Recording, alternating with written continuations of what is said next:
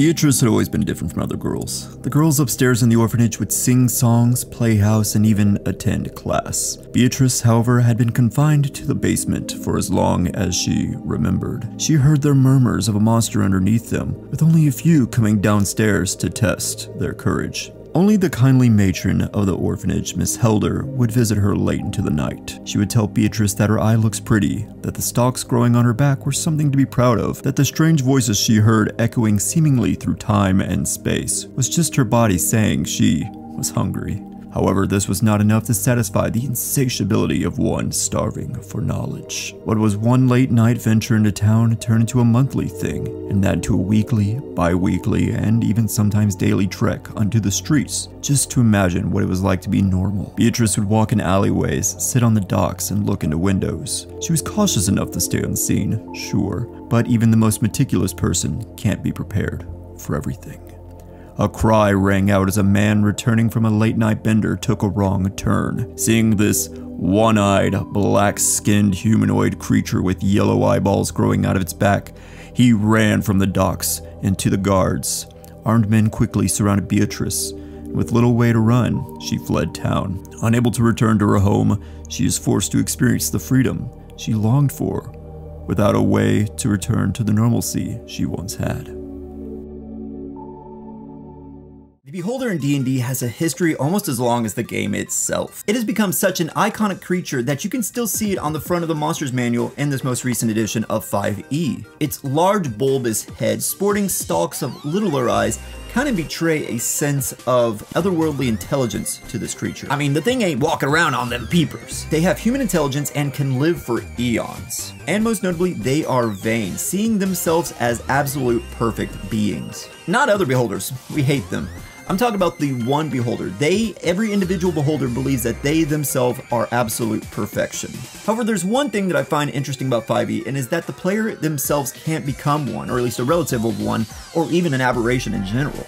But now, thanks to Tasha's, we can now kind of finagle ourselves into one with the classic adage that flavor is free. So at level 1, using Tasha's, we're going to go ahead and pick Custom Lineage. Now, Custom Lineage is kind of like a loosey-goosey, make-your-own race, what have you, with a basket that they offer. And we're going to go ahead and take that. Now, you're going to be a humanoid. That is, you can't really dodge that in any sort of way, nor can you really finagle yourself into being a true aberration, but you can definitely try to make yourself look as crazy as possible. I recommend either one big eye or glowing yellow eyes, a combination of both, red eyes, stalks growing out your back. You know, you're gonna look as almost inhuman as possible while still vaguely retaining a human shape. As far as size go, we're gonna go medium, that's to be expected. Speed, 30 feet, we're locked in, we gotta take that. That's perfectly fine though, we're not really gonna go crazy with any sort of speed here. And for ability score increase, well, we'll go into that in a moment. Well, with the free feat, we'll also talk about that in a moment, but we're also going to take a variable trait. Now, with Custom Lineage, you're either allowed to take Dark Vision or Proficiency in a skill. We're going to pick the Dark Vision because Beholders as a whole, looking at them, their most notable feature is their many peepers that they got. And these stalks of these eyes, including the main eye, each have some sort of different thing. As we go further into it, I'll explain why we take certain choices and kind of tie it back to the lore of the character. I will say also up top, whenever I create a character, just a quick philosophy sort of thing, I try to make a character that is drawing the fine line between optimized, so you always have something to do during battle, but at the same time, try not to give up the flavor because you don't want to become a Hexblade Paladin and kind of dip one level in the Hexblade and have a hard time justifying it in the story that you and the DM want to tell. So there will be some picks here that are unoptimal, and there are going to be some picks that are kind of chosen for the name of optimization, but trust me, you're free to choose in and out however you want this character. I provided a backstory, you're free to change that as much as you like, again, to fit the story that you and the DM wish to tell, and at the same time, whatever you feel is necessary for your team composition, your party, as well as, again, story absolutely is important. As far as the languages go, we're going to pick Deep Speech as our extra language, as that is the language of the interplanetary creatures, including beholders. So we're going to go ahead and start as a sorcerer. Sorcerers give us spellcasting as well as a sorcerer's origin. We're going to go ahead and off the top go with our class features. You're going to have a 1d6 every time you gain a level in sorcerer, so that means we're not exactly the most tanky out there, but we'll have a way to work around it. But you really want to keep yourself towards the back line, especially that's how how the Beholder plays. They kind of stay back, shooting laser eye beams. In fact, I think now might be a good time to kind of break into what the idea of Beholders, in case you're not too aware of what a Beholder really does and how that ties to the lore of the character. A Beholder, as I mentioned up top, is a bulbous head with many stalks of eyes. They exist in the farthest reaches of the realm. They kind of are more collectors in the sense that they want to gather as much information as possible through usually inhumane means. That's including abduction of various creatures and keeping them in glass jars, as you see on the title page of a various book that we all know and love, as well as sort of keep any sort of information for themselves. They're kind of whereas the dragon keeps the gold in a physical sense, a Beholder wants to gather as much intelligence as possible. Going into a little bit more with some Beholder lore, they are constantly paranoid. They have this wealth of knowledge, this bevy of knowledge that they keep for themselves, as well as this idea of this innate perfection that they have. They are constant narcissists. So they are kind of played like a neurotic sort of sense, to where you're always afraid someone's watching over your shoulder, but at the same time you have a sense that no matter really what you do can't be too wrong. You kind of play more of a neutral type character in that sort of sense, maybe even leaning towards evil in that idea, but of course, your character. Choose what you like. I'm just offering some Beholder information. The one last thing, at least for now, that I'll mention about Beholders that is interesting is that when you look at the thing, you kind of wonder, how does it do the do, you know? How does it carry on its lineage? And much like the realm that it's from a very foreign place. And the way it proceeds to procreate is a very foreign thing too. Beholders, with the many eyes that they have, you can tell that they go to sleep, which is kind of a nice thing, you know, kind of relatable in that sense. I don't know why we're trying to relate to this genocidal maniac creature, but bear with me for a moment. When the Beholder sleeps, it dreams. Its mind is constantly going. This thing is churning miles a minute. And really, one interesting about it is that whatever it dreams becomes reality. So as something that's always dreaming, it can imagine a pile of gold. Of course, it really has no interest in monetary wealth, so it kind of just disregards the gold. Maybe keep a coin or two for collection purposes, maybe try and understand the element a little bit more, but that's really it. But however, when it dreams of another Beholder spawns into existence, young usually. Of course, there are various different variations about these dreams. You know how like dreams work. We don't exactly dream 100% of reality, so you can have one that's obsessed with blood, you can have one that is undead. However, whenever the Beholder wakes up, much like a shark, it sees the other Beholder that it spawned out of its own dream as competition and tries to kill it. So that may be why they kind of have a bit of a sort of paranoid sense about them, is that even from birth, from minute one, as soon as they touch down in reality, suddenly the game of life is going and they have to go full sprint like a baby deer able to walk almost as soon as it's born. That's how much this Beholder has to move. But all right, enough Beholder rants. Let's get back to the business. So another reason why we're taking Sorcerer up top, we'll be taking two classes. Sorcerer up top because we like the Constitution save. That is going to be very important. It's always nice to have in 5e. It's one of the best saves you can ask for, as well as a Charisma save. Not as important, but still good to have on hand. As far as the skills go, I recommend Persuasion and Deception, mainly because as a sorcerer, our spellcasting focus, our spellcasting modifier is from Charisma.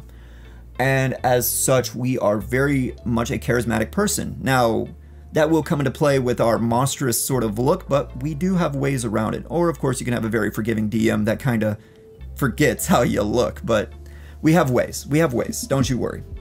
As far as the starting equipment goes, there's really nothing we're terribly interested in. Maybe the Arcane Focus, because we will need that for spellcasting. Dungeoneers or Explorers Pack, it's nice to have on hand, but not exactly something we're really focused on. Now, as far as background, you can pick any that you like, by all means. But with the story that we have up top, as well as what I feel may be interesting, I think the Far Traveler would play very well to this character. Most notably because we get insight and perception, two terribly important skills that we may need, especially as probably most likely the face of the team. We're able to relate to the info or relate for the emotion that the other person has, as well as perception. We got a whole bunch of eyes on us. We need to keep that thing perception. We need to keep it going. We're moving. Tool proficiencies, pick whatever you like. I'm not really too picky. Languages, pick whatever you like as well. Really, we got common, we got deep speech. As far as character goes, that's about it. maybe pick up some primordial, maybe pick up something strange and foreign that your character kind of has inherently from their beholder nature. As far as equipment, that pretty much fits very well. We're not exactly coming from wealth. We're kind of a gross looking creature, and we're probably not too welcome to where we're staying, but still. Pick what you like, go with your story. It's your story after all, you and the DM's story. With sorcerers, we get spell casting. It's wonderful. It's a very good thing to have. Cantrips are always nice. We'll go into which ones we need as well as the spell slots. I'll be breaking that down as we go level to level. And of course, as I mentioned, our spell casting modifier, our ability is off of charisma. Here's a ability score I recommend if you're going for more flavor. As I mentioned, strength, we're going to be dumping it either way. Dexterity dump is honestly one of the cardinal sins you can commit in 5e, but we're doing it for the sake of flavor. It will make sense in a moment. Constitution, we want that high. We're not a very sturdy person, so we want something that keeps us hard, keeps us solid, and keeps us alive, because it's going to be a bit until we increase it. I'm letting you know now. Intelligence is going to be increased. Honestly, this really doesn't do a whole lot for us. None of the skills we picked are really intelligence based. None of the abilities we're going to be using are really based off our own intelligence, but as I mentioned up top, the Beholder itself is kind of this interplanetary genius. It's looking for more knowledge, trying to get as much as possible, and that kind of lends itself to a high intelligence score to kind of build that character up. I do have an alternative in a moment, however. Wisdom at 10, we're not exactly the wisest, but we still want to keep that at baseline. And of course, charisma, we got to bump that baby up because that is our bread and butter where we're going. Now, if you're looking for more of a power gamer build, honestly, I just recommend swapping intelligence and dexterity. Dexterity is just too good in this game, so it gives you a really good initiative score, which we will be increasing. And at the same time, it also does increase our AC, which we kind of need, because if you're just going around not wearing too much, being a sorcerer, doing sorcerer things, you want to stay in the back. But there will be a time that you get surprised, or there will be a time that an enemy just happens to shoot at you or just runs up on you. It's hard to choose.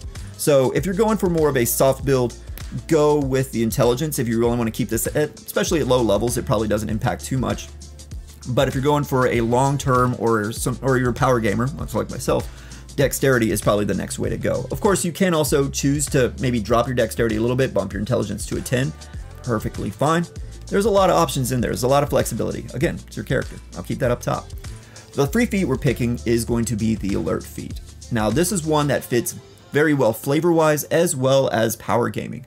This lets you not be surprised at all, so that means you won't ever suffer a surprise round. It gives you a +5 to initiative. That is fantastic, especially if you have a negative dexterity modifier. This at least keeps you on the level with everybody else. I will say also in addition, if you are really power gaming, you're really trying to just shave off some flavor, really because you're in a hard campaign, or you just find yourself where you just want to push the numbers as high as possible, I recommend dropping alert for the next feat that we'll go into, and then you can start your ASIs a lot sooner. So we're starting Sorcerer, but we're going to go with the subclass of the Aberrant Mind. This is almost made for it in a roundabout way. It's probably more towards Mind Flayers than Beholders, but it's still something that very much works very well with what we got in mind. So, as an Aberrant Mind, you get yourself psionic spells.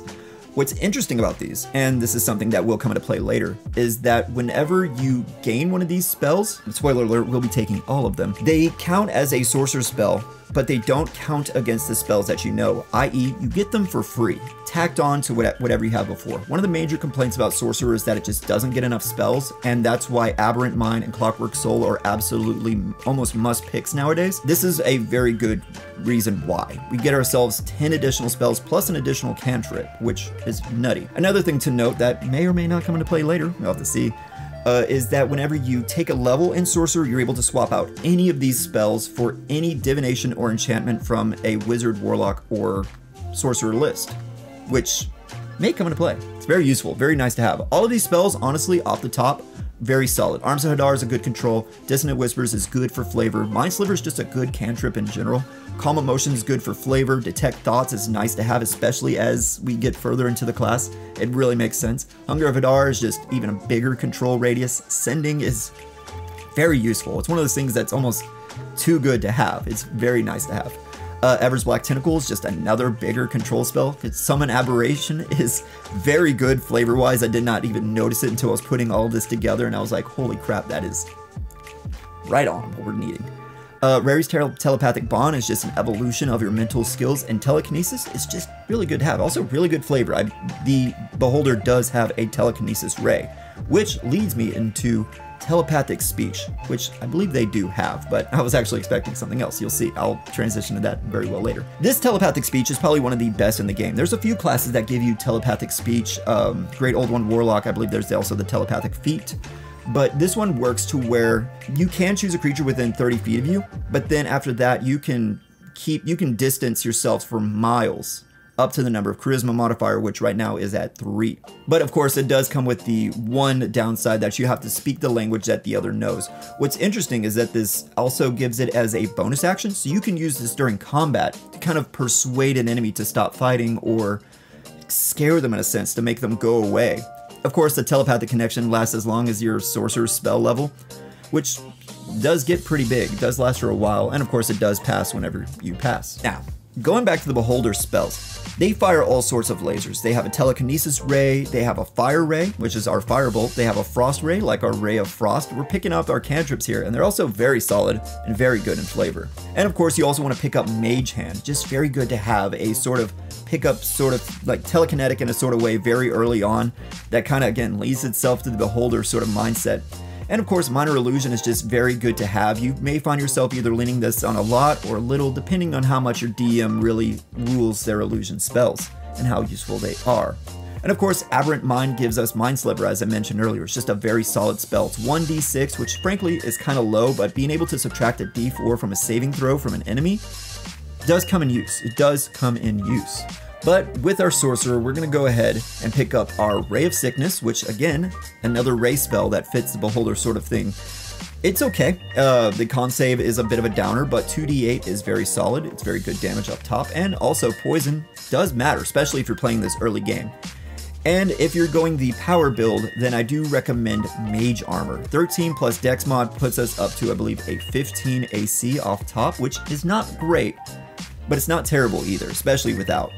If you are going the negative AC build, the more intelligence build, then I do recommend maybe Magic Missile instead. That way you can still be dealing damage, but really got to be wary about that AC. Got to keep your distance. But thankfully with Alert, you should be constantly aware of your surroundings, as a Beholder is. Then also from our Psionic spells, we get ourselves Arms of Hadar. As I mentioned earlier, it's a control radius that just causes a lot of damage. I'll be careful in saying that Arms of Hadar does not exclude your allies off top, so you really have to be careful where you put this. And Dissonant Whispers works very well too. 3d6 psychic damage for a first level spell is crazy good. And the ability just to make them run away or disengage in combat and just book it for the hills is something that you probably can be doing. So now we're going to take a level in Warlock. With that, we get ourselves our Patron as well as some Pact Magic. We also get ourselves 2 cantrips, 2 more spells, and a first level Warlock spell. So with that, we get ourselves our spell casting, which is Pact Magic. What's interesting about this is it's very similar to Sorcerer up top, that everything is based off charisma. Everything is, playing the same sort of game with spell slots. However, as a Warlock, you get your spell slots back on a short rest, meaning that while the Sorcerer gets theirs back on long rest, Warlock gets theirs back on short rest. You want to make sure you differentiate the two. That way you're able to track, judge, and everything, and just keep this going. God, I love this build. It gets really good really quick. Fathomless Warlock. This is a new one from Tasha, much like the Aberrant Mind Sorcerer. As a Fathomless Warlock, you get yourself an expanded spell list. Now, as I mentioned earlier with the Aberrant Mind, those are pretty much free spells. You get them added to your spell list, and they don't count towards spells known. Despite coming out in the same book, Fathomless Warlock and Aberrant Mind don't share that thing. Fathomless just adds the spell list as an option that you get to pick, which is Create or Destroy Water, which isn't bad, or Thunder Wave. Both spells are okay. They're not too bad. We'll be picking one of them. I'll let you guess which one we're going to be getting. But at first level Fathomless Warlock, we get their key feature, the Tentacle of the Deep. We're able to summon a 10-foot long tentacle as a bonus action anywhere within 60 feet of you, and it stays there for a minute. Whenever you create this tentacle, it just hits an enemy just within 10 feet of it, which is in a good range.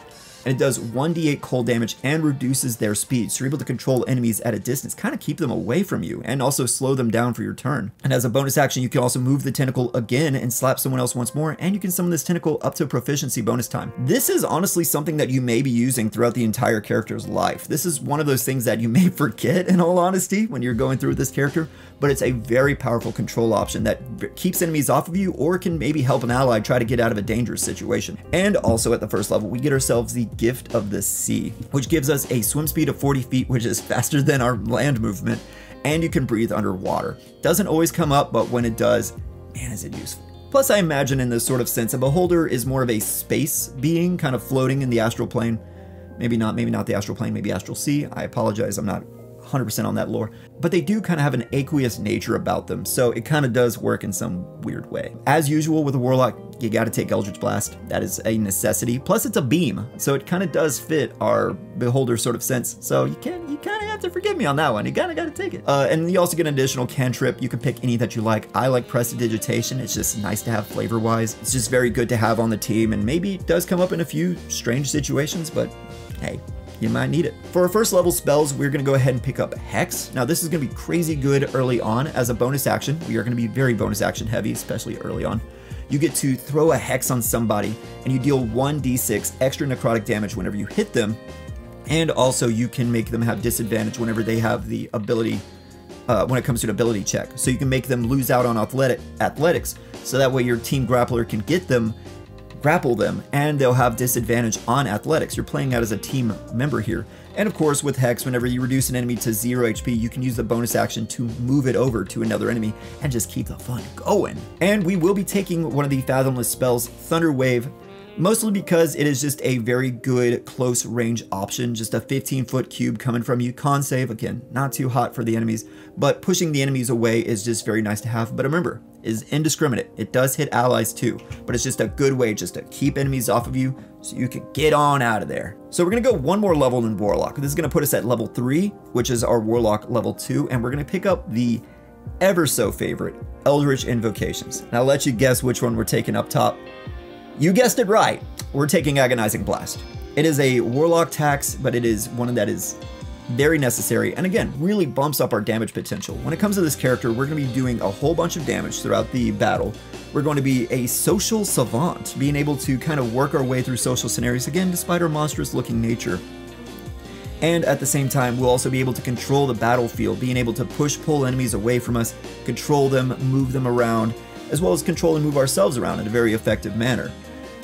That's the sort of thing we're kind of going for here. We're going for a very large jack-of-all-trades character, and trust me, we will become a master of one soon. So with Agonizing Blast, you add your Charisma modifier to your Eldritch Blast. Again, a +3. It is not the highest it could be, but still, +3 damage is still +3 damage and helps out a long way and won't go away. We'll be using this, again, for the rest of our character's life. Now, as far as the other invocation, this is kind of a grab bag, pick whatever you like. Devil's Sight or Eldritch Sight are probably the two that I pick. Again, going for the whole Beholder theme, being able to see. You're able to either double your dark vision as well as see in magical darkness, which very handy, could be useful for the team. We're not going for darkness, but that is an option you can pick. Or you can get Eldritch Sight, which lets you detect magic at will, kind of give you the sight, being able to see magic flowing around you through maybe one of your various eye stalks. Very useful to have. Either one, perfectly fine, whatever fits your character better. For a first level spell with Warlock, we're going to go ahead and pick up Charm Person. This is just very nice to have, especially again, with our monstrous sort of look, being able to charm somebody and make them be our friend despite how horrid we look is a very nice thing to have, especially again, when you're the face of the party here. You're able to control them, be able to tell them whatever they like to hear, but just be wary that it does only last an hour. With that, we're going Sorcerer 2, level 4 overall, and we're pretty much going to be going Sorcerer from here on out. But we get to pick up one of every DM's favorite modifications, and that is the Font of Magic. But first, we'll pick our first level spells. Now, a Beholder has a Sleep Ray. That is something that is canon, that is something that has been there for a long time. And if you're playing an early campaign, sleep is nasty. Being able to just completely shut down a number of creatures with the number of HP that you roll and unable to really help themselves, it is a good shutdown spell in the early game. However, in the later game, 5d8, which is a maximum of 40 health, does not cover much of anything, barely covers a creature in general. So it really falls off hard. So if you are power gaming, as I mentioned before, or maybe you just kind of want to keep this character for a long time and keep them useful, shield is a big help, especially with our low AC. If you have mage armor on, that's going to bump us up to 20 AC, of course, for a turn. You can also do silvery barbs if that's more of your speed. Depends on your DM. Some DMs allow it, some DMs don't. Depends. It all depends. Now, Font of Magic. I teased you on long enough, but let's keep this going. Font of Magic lets you get sorcery points. And with that, you get 2 sorcery points. You gain 1 for every level of sorcerer that you take here on out. So with a 2 levels of Warlock, we're going to go 18 levels in Sorcerer. So we're going to have 18 at least. You get yourself flexible casting. Now this is where we kind of play a little bit of loosey-goosey. You're able to create spell slots with your sorcery points, or you convert your sorcery points into a spell slot. And here's a table that you can see. It's going to be very useful, and it's one of those things that you want to keep in mind, especially if we're going to go a bit of a Coffeelock sort of thing. Now, that's not the main intention of this character. Don't turn off just yet. Don't think this is some sort of crazy thing, but it is just one of the many things that adds spice to the many things that this character can do. We're not going hard in the Coffeelock build, but it is always an option that is available. But to those who don't know, what is a Coffeelock? Well, your goal is to reach level 2 in Warlock, level 2 in Sorcerer. You got that, we're there. Now you're going to use your flexible casting to turn your Warlock spell slots into sorcery points. Remember that, your Warlock spell slots are going to be different than your Sorcerer spell slots.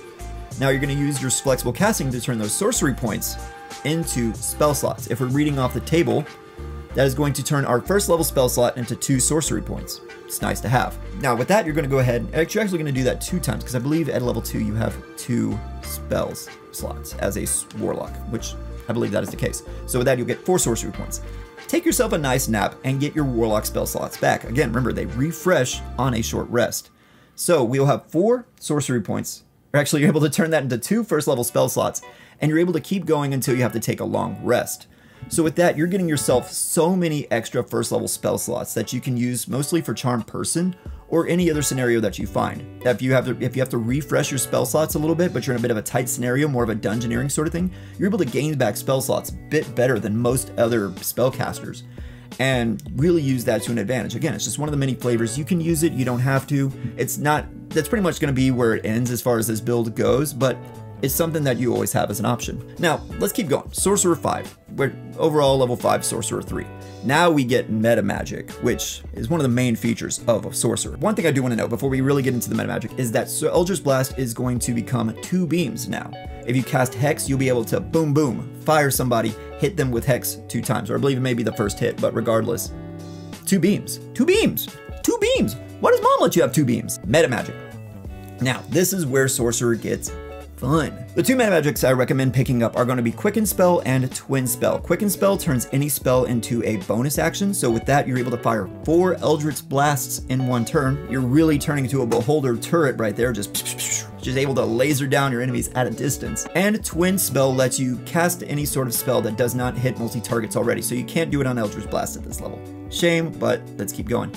You're able to use Charm Person, not only on 1 person, but 2 people at that point. And as we get further and further in, Twin Spell will become more and more useful as we become a master manipulator. Of course, for this level, you want to pick up Web. Web is a fantastic spell. No matter what flavor you're going for, no matter what build you're doing, Web is always going to be one of the best spells. I recommend a Pack Tactics video he did on Web where he breaks down the math and how powerful this spell really is for a 2nd level spell slot.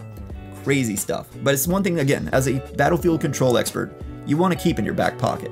If you have pockets. I don't know how you're flying, you know? Our Sonic Spells gives us Calm Emotions, very good for roleplay, able to kind of suppress the emotions amongst everybody who sees you as this horrid 1-eye, maybe 2-eye, floating stalked creature that's able to swim in water faster than a human can move. It's just good to have on hand. As well as detect thoughts. It's just good to have on hand in case you ever interrogate anybody or you want to get to this scenario, some sort of murder mystery going on. It's just good to have, again, in your back pocket. Total level 6, Sorcerer 4. With that, we finally hit what we've been really needing to hit for a while, and that is going to be an ability score improvement. It's one of those things to where we really need it, and with our +3 to Charisma, we're not exactly the best we can be, but still. However, I say that and I bring that all up, but we're actually going to pick up a feat. We're going to go Meta Magic Adept. This lets your Sorcerer be even more Sorcerer. And every time I read it, I always find something more insane and crazy about it. And it's one of those things to where If you're playing a sorcerer, you kind of almost have to take it. It's just too good, man. It's too good. So off the top, why is it so good? You get 2 meta magic's choice of that you want. At that, I'm going to pick Subtle Spell and Heightened Spell. Subtle Spell is very good when you're doing Charm Person. It lets you cast this sort of spell and not have anybody kind of catch on to what you're doing. And I recommend Heightened Spell, which gives your opponent disadvantage on any sort of saving throw that you throw out, which kind of brings up our spell save up a little bit more. Of course, it does come at the expense of 3 sorcery points, which is kind of hefty at this level, but still one of those things that is just good to have in case you really, really need to make a save. Very nice to have. In addition, you also gain 2 sorcery points, which is crazy, man. Like at this point, I believe we'll have 6 sorcery points on level 4 sorcerer, which means Heightened Spell takes half of them, but honestly, it's better than 3/4 of our total spell points. It's crazy. It's crazy. I keep saying it, but it's crazy. I just love this build. So good. I do recommend Message. We get that as a free cantrip, actually. At this level, we do gain an additional cantrip, and I do recommend Message. It is just something to have. Again, it helps with the telepathic field that we have. It's 120 feet, which goes further than the initial 30 that we have to establish our telepathic bond. Being able to message somebody at a distance. Good to have. Good to have. And as the spell, I do recommend Tasha's Mind Whip. We're going for more of a psychic idea here. And while it isn't a beam, it's not a laser, you're able to deal 3d6 psychic damage, which is, again, fairly solid for this level, 2nd level spell. And you're able to make your opponent not being able to get a reaction until the end of their next turn, so you can make that and have somebody be able to leave without getting an attack of opportunity, or make them not be able to cast Shield if it's a particularly nasty wizard. And in the next turn, you can only either make them move, do an action, or a bonus action. Their choice, but they only get 1, which shuts down an enemy for an entire turn. It's crazy. Of course, if they save, they only take half as much damage and they get none of the other spell's effects, but with the height meta magic we'll be able to do, it is going to be good. Plus, it's an intelligence save, which is one of the best saves in the game. Not many creatures have any sort of advantage or any sort of bonus to their intelligence save. It's a very good spell. Total level 7, Sorcerer 5. We're going to go ahead and get ourselves another sorcery point off the top. We're going to get ourselves a new spell, and we finally get 3rd level spells. This is kind of late for it. By now, your wizard who is going whole wizard, or maybe just 1 level off for their artificer, they've got their 3rd level spells, and we're a little bit late to the party, but with the Coffeelock build that we get, as well as the various Warlock options we get, it's well worth it, trust me. We're going to pick up Hypnotic Pattern. Now, Hypnotic Pattern, if you don't know, is a balls to the wall crazy spell. 120 feet. You get a 30-foot cube, and anybody in that cube must make a wisdom save. It's a fairly resisted save, but trust me, on a failed save, they become charmed. At that point, that's it. There's no continuous saving throws for any turn after that. They are just stuck there, incapacitated, speed 0. Of course, the spell ends whenever they take damage or somebody shakes them out of it. But at that point, you're able to gather your group and really just jump on one dude, then move on to the next dude, then move on to the next dude. It really makes you a master of battlefield control. Of course, you're concentrating on this, so you can't use any other sort of concentration spells, and it does last a minute, but it shuts down combats very well. For our psionic spells, we get ourselves Hunger Hadar. It's a very good 20-foot radius sphere. You're able to deal 2d6, and then anytime, and also restrain enemies. And then any creature that starts in there takes another 2d6. So they just are just in a blender of pain at that point. And you also get Sending, which is just even crazier. You get unlimited range, and you're able to speak with anybody. Of course, it has to be a 25-word message, but you're able to telecommunicate a message to anybody across the world, even across the stars. Look at that. And it's just a very nice spell to have. It's one of those things that is just very good for flavor, but man, when it comes useful, it comes very useful. Total level 8, Sorcerer 6. We're going to go ahead and get ourselves a feature from our Aberrant Mind, as well as the usual, a sorcery point and a spell. So we actually get 2 features from Aberrant Mind. With our Psionic Sorcery, you're able to cast a spell slot or a number of sorcery points depending on the spell level. So if it's a 1st level spell, you spend 1 spell slot. If it's a 3rd level spell, you spend 3 spell slots, or sorry, sorcery points. But if you do use it with sorcery points, you get to do it with no material components, no verbal, no somatic. In other words, you're able to just cast a spell without motioning. So with Sending, you can just sit there and you send a 25-word text message to anybody across the world. Nobody can tell by looking at you. Of course, this only counts for our psionic spells. Those are the ones that we gain from the Aberrant Mind. So it's not as useful, but thankfully it does save us from having to cast a subtle spell if we ever need to. Of course, at a 3rd level, or 3rd sorcery point, It's one of those things to where it's a give or take, but again, flexibility is one of the key things we're going for here. And also, not necessary, but it's nice. We get ourselves psychic defenses, we get resistance to psychic damage, and also have advantage on saving throws against being charmed or frightened. They can come up, and with our middling wisdom score, honestly, pretty welcome. Pretty welcome. For our spell, somebody's got to take it. Might as well be you. Let's pick ourselves up Counterspell. Now, the reason why I recommend that we pick up Counterspell instead of maybe our Wizard or maybe a Warlock or something like that, maybe a Bard, they're free to pick it up. More Counterspell, the better. But with Counterspell, you're able to shut down a spell that an enemy has. So say you're casting Arms of Adar, and an enemy wizard sees that, they cast Counterspell on you. You're able to cast Counterspell back. And if you use a subtle spell, anybody else can't counterspell your counterspell. So that way you stop counterspell wars right then, right there. You're the #1 top dog. Very useful to have. And counterspell is just counterspell, man. It's just good to have. It's good to have on hand. It's just nice to keep. With that, we're now total level 9, Sorcerer 7, and honestly, nothing crazy, but we do get our 4th level spells. As a 4th level spell, you gotta take it, you gotta love it, you gotta need it. It's gonna be Polymorph. Polymorph is just an infinitely flexible spell. You're able to turn an ally into a creature. You're able to turn an enemy into a creature. You can turn them into a large creature for your ally, give them extra health, or you can turn the enemy into a small little itty bitty mouse. But of course, this spell does end whenever they drop their HP or whenever you drop concentration. So again, you gotta be wary about your concentration spells here. Polymorph is crazy good. I keep saying that, and I keep saying I love this build, but I really do. And that's really true. With our Sonic spells, we get ourselves Everblack's Tentacles. It's a nice spell again. You get to keep yourself a nice larger range. I believe there is no hope for your enemies or allies if they're caught in. Just good to have. Good to have for control. Just keep your eye stalks merging out of the ground and just mauling these creatures, wrapping these creatures, blowing their minds and covering them in as another spell where they say milky white substance. And of course we get Summon Aberration. Now, at first I was like, we probably don't need this spell. But Summon Aberration, especially because it's expensive, 400 GP, that's very expensive. But one key thing about the Summon Aberration that kind of sold me back onto it is that you're able to summon an aberration, and it can be a Slad, a Starspawn, or a Beholderkin. That's right, you're able to summon an ally who is much similar to yourself and be able to battle with it. The Beholderkin isn't bad either. It has 30 foot of hover, about the same speed you do in all honesty. It knows deep speech, which you speak fluently. Whoa, look at that. And at the same time, it's able to shoot eye rays as well at a distance. 150 feet is also a massive distance. And it can do that twice because it's the number of spell level half rounded down. So 4th level spell, divided by 2, we got 2. The damage isn't bad either. It's gonna be 1d8 plus 7 because it's the spell's level damage, 3 plus 4th level spell slot. And so 1d8, but with 2 a turn, it's not too bad. It's one of those spells that you kind of want to keep in your back pocket. Probably not used too often, but it's flavor-wise, ain't too bad. Total level 10, Sorcerer 8. We get ourselves our 2nd ability score improvement, and we're definitely going to take it here. We're going to get our +2 to Charisma, finally.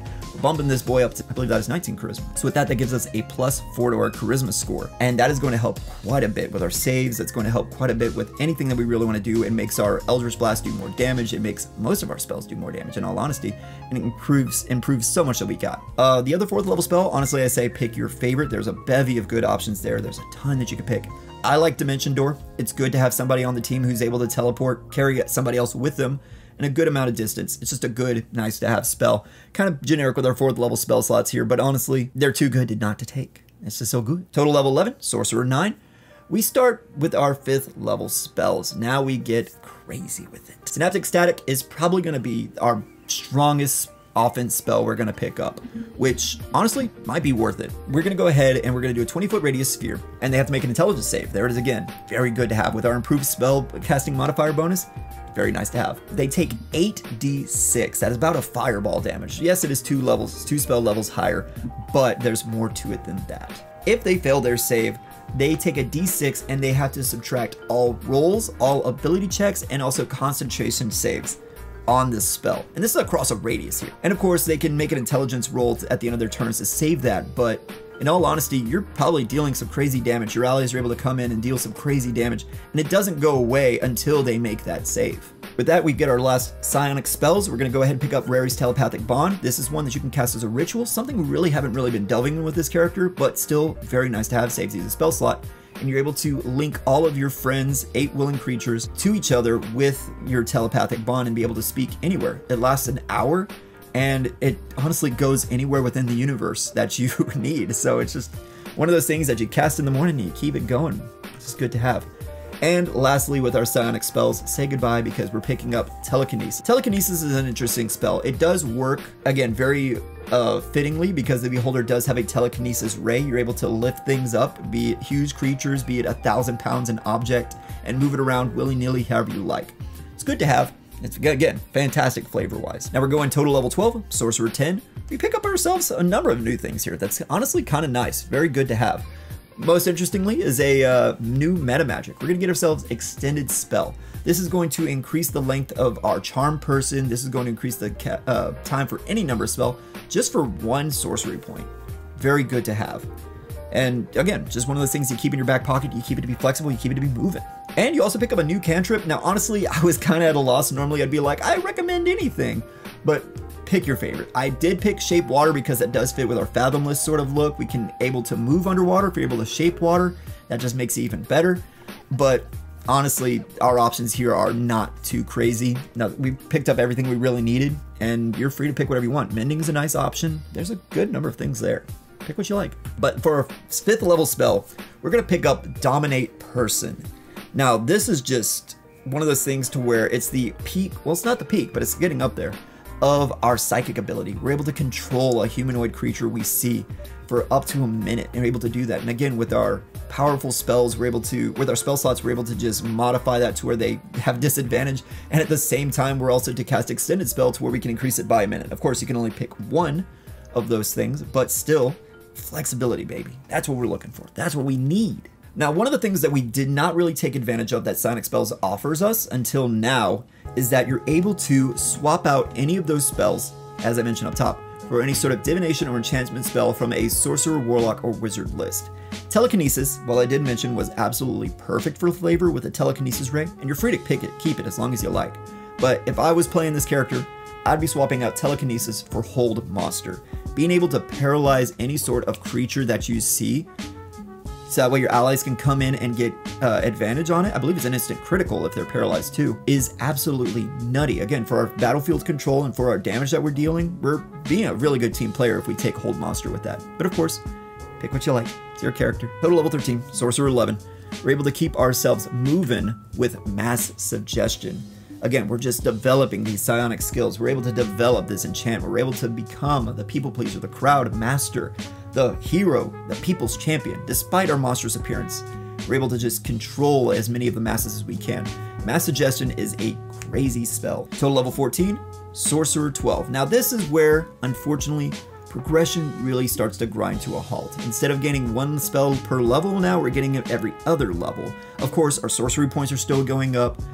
Spell slots do start to slow down a little bit here, but we're still able to keep things moving and keep things interesting all the way for a while.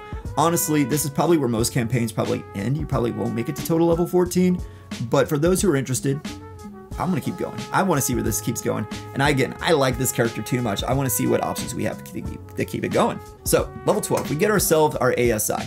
I'm recommending that we finally cap our charisma, and we get +1 to our constitution. That's going to take it from a 15 to a 6. Now what's interesting is that by getting our constitution to 16, it gives us a +1 to our modifier, which was 2, now it's 3, and it lets us gain a hit point for every level we gain. It's going to be 14 HP in addition. Always nice to have, especially with our squishy sorcerer dice. Total level 15, Sorcerer 13. Like I mentioned, we're slowing down a little bit, but we're going to keep getting, it's strange because in a sense we're gaining less, but whatever we do get is so much more powerful. With that, we're going to go ahead and pick up Crown of Stars as our 7th level spell. There's really not a whole lot of great options here. Crown of Stars is nice in that it's just a concentration-free damage you get to do as a bonus action to where you're just dealing 4d12 on an enemy, just pinging them on addition to whatever spell you're casting. It's pretty nice to have. Or you're free to pick Teleport in case your team needs it. There's also Plane Shift as another option as well. Kind of does fit a little bit more of the Beholder sort of sense too. Able to move between the dimensions that you need. Honestly, pick whatever your team needs here. This is probably one of the least impactful spell slots that we get. And honestly, it's not too much as far as our levels go. But Still good to have on hand, still good to be a team support, and it still keeps us moving with our sorcery points, as well as dealing some damage. Total level 16, Sorcerer 14. We get our new feature, and this is one that I've been waiting for so long. This is finally what we've been waiting for, culmination with a build, and we get the Aberrant Mind 14th level feature, which honestly to most people, probably not that exciting, but for the sake of this build, it's everything we've been building for. And that is going to be Revelation in Flesh. Bonus action. You get to spend 1 sorcery point up to 4, and your body transforms for 10 minutes. For every one that you gain one of these benefits. I'm gonna go probably from the least impactful to the most impactful, especially for our build. First one, we get ourselves a swimming speed equal to twice our walking speed. We already got a swimming speed of 40, so now we get it to 60. Nothing too crazy. 20 extra movement speed, maybe it does come up, maybe it doesn't, that's fine. With that, you're able to, second one, you're able to see any invisible creature within 60 feet of you. Also, your eyes turn black or become writhing tentacles. Pretty good, pretty good.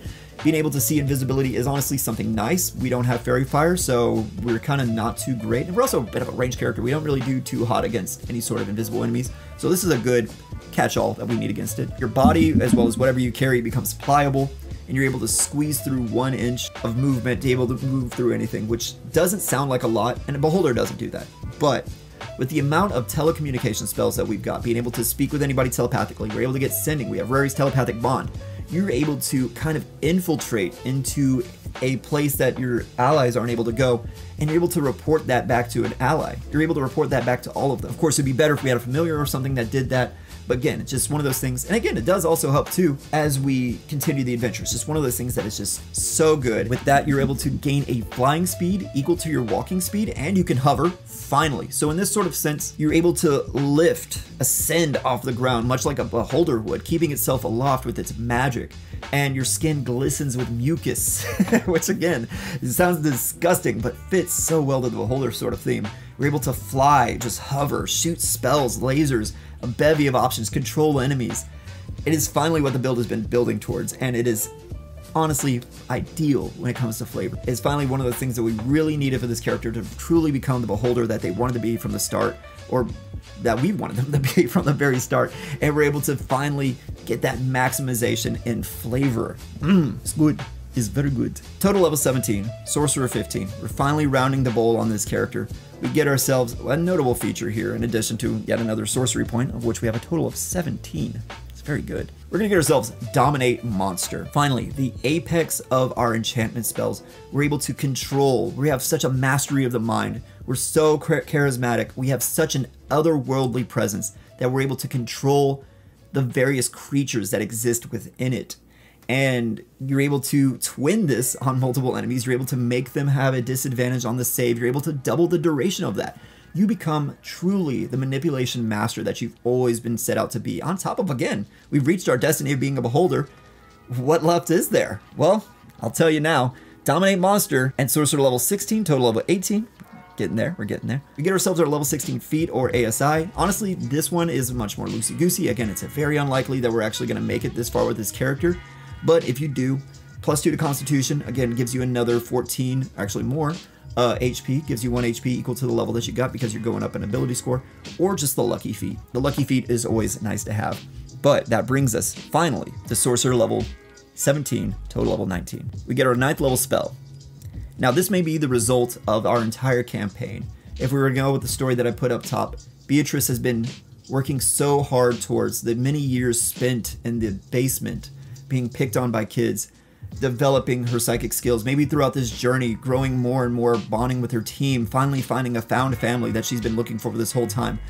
And it finally comes true. Even though she doesn't need it, she gets her wish. Wish is just the craziest spell in the game. It lets you replicate any spell at level 8 or lower, basically lets you cast a 9th level spell to cast whatever spell you want. It gives you a crazy amount of options, and it even lets you break reality, but at that point, you're kind of playing with fire.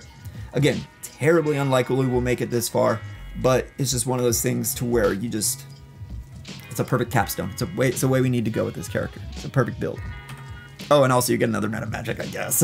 I don't know. At this point, I was really choosing which ones there was left.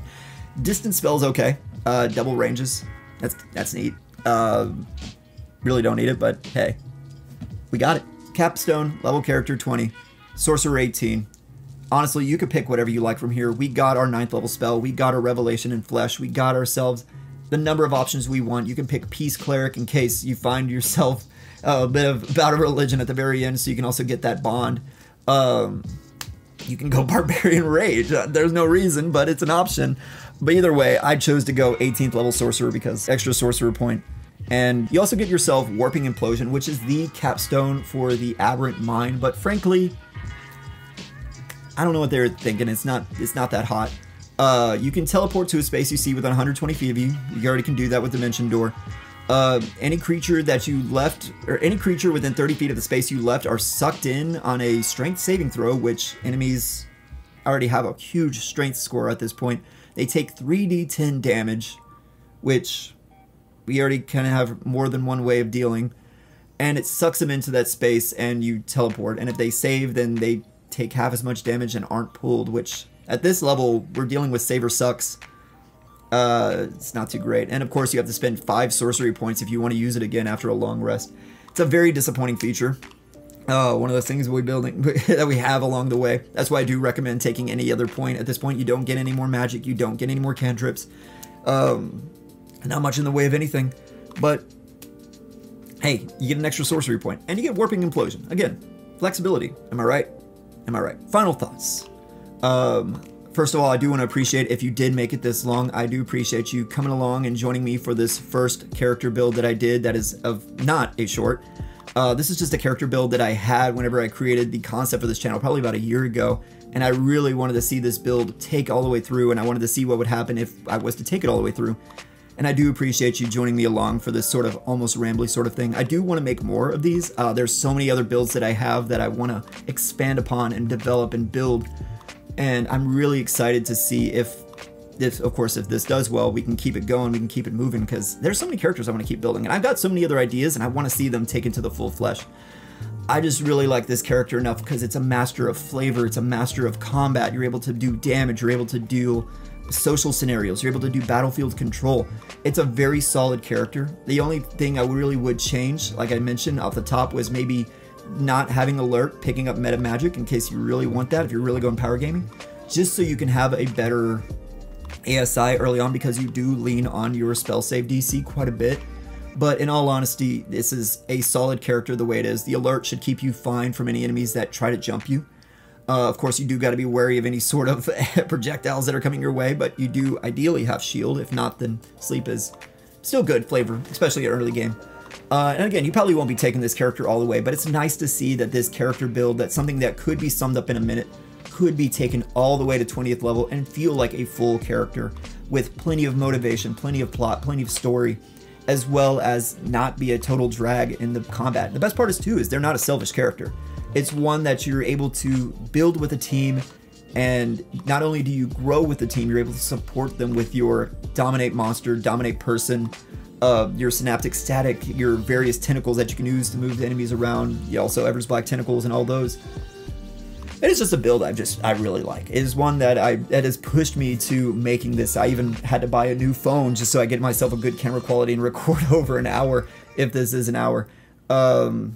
Yeah, it's a very solid build all the way through. I do like it quite a bit. And I've got plenty of others that I'm excited for, if not more excited to go with. But I do appreciate your time. I do appreciate you liking this character. If you do play them, even for a one-shot or maybe even a short campaign, or if you decide to take this character to the long game, I mean, that'd be crazy to me. Let me know what you think. Of course, if there's any sort of changes you want to know as well, I don't really play Sorcerer too often. I do play Warlock quite a bit, and I'm mostly a Wizard main, so I kind of do get some of the stuff caught in between. Let me know down in the description down below. Or if you want to see any other crazy long builds. Like I said, I've got a number on the way, and maybe you got something I don't have. Maybe that's one of those things. I hope to build something to where we can work together and share some crazy cool builds and take what the system that we got, and we can take it to its very limits. That's what I'm hoping to see. That's what I'm hoping to make. But thank you so much for watching. I do appreciate you joining me on this, and have fun.